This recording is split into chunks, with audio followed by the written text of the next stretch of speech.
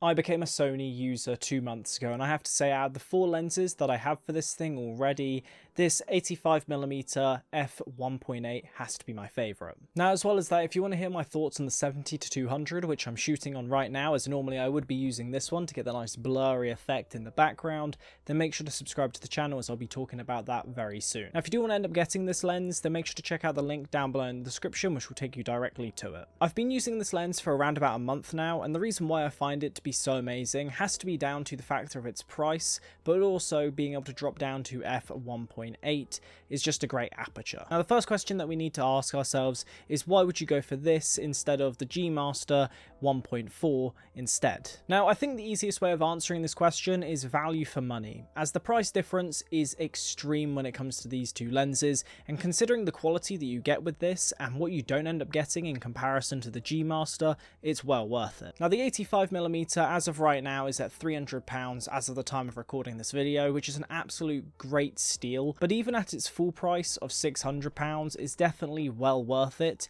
when you don't want to spend, you know, £1,500 on the G Master variant. But another big thing around this lens as well is that it's made incredibly well, which might just be because I'm new to Sony, so I'm not used to this being the quality of most of their lenses, but in comparison to Canon, where everything feels really cheap and plastic, it is so much better just because it's made out of aluminium instead. It just makes it feel so much more premium. Now, it is also weather sealed, which is something that you can take full advantage of. For myself, I'm not really going to be going out in massive loads of rain, or at least when I do in the future, I'm definitely still going to be covering up the camera body and lens because I don't really want to risk it even if it is weather sealed. Now, in terms of the lens itself, you do have an action button which you can map to anything in particular, but one of the other things is the manual to autofocus button, which until I moved to Sony I didn't realise was not a normal thing. As almost every single Canon camera I've had, the lenses always come with that feature. I don't know if it's just me when it comes to just my luck of the Canon choice, but yeah, overall I didn't realise this isn't a feature until one of my other lenses that doesn't have it on there. Now though, one thing that I do want to talk about is the focus ring, which honestly on this is so much nicer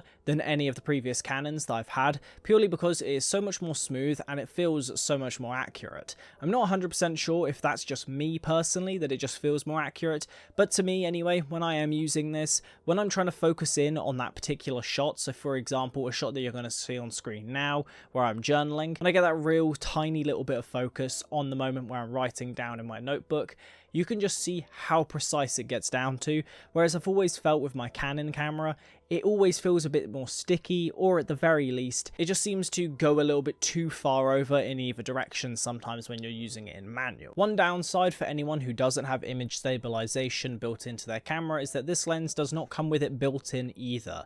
Now, in terms of it, you do have the G Master variant, which does have image stabilization. However, with this one, you don't get it. It does make it a little bit more irritating for many people out there, but for most people who are looking at this sort of lens, on most Sony cameras that you've been buying more recently, or any of the more higher end ones, most of these cameras have got image stabilization. So for me with the A7 Mark III, it is just the case that it's easy to use because again, image stabilization built in, so everything is always still very smooth. Now, as it is a prime lens, it does drop down to a massively low aperture of 1.8. Now yes, it's not as low as some others out there, like I said, the G Master variant going all the way down to 1.4 and some other lenses going down to 1.2. But it still gives you an amazing bokeh effect, and for myself I really love doing portraits and car photos, so this actually allows you to add that element of depth to your photo in a way that I haven't actually seen in many decent lenses of this price. The closest thing on the Canon side is the 50mm, which just has an insane bokeh effect when you consider it's £150. Yeah, one of the main key things that you're going to get with this lens is just that it will give you that dramatic look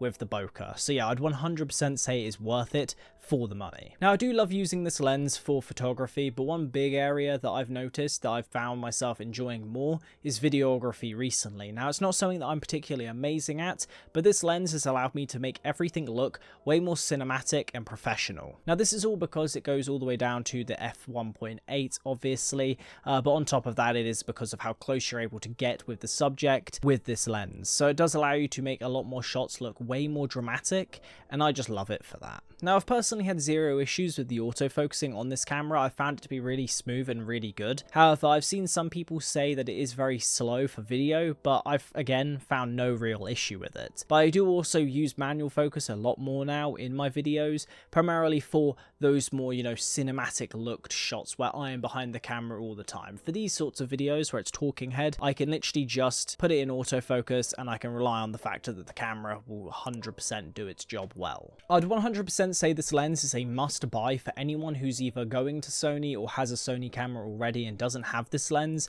primarily because, again, £300 right now, or even £500, £600, which is the normal price that it will sit at, is incredibly good for the value for money of this item. When you consider, like I said, you're going to be spending an extra grand for the G Master variant just to drop that f-stop down a little bit more and get that inbuilt stabilization.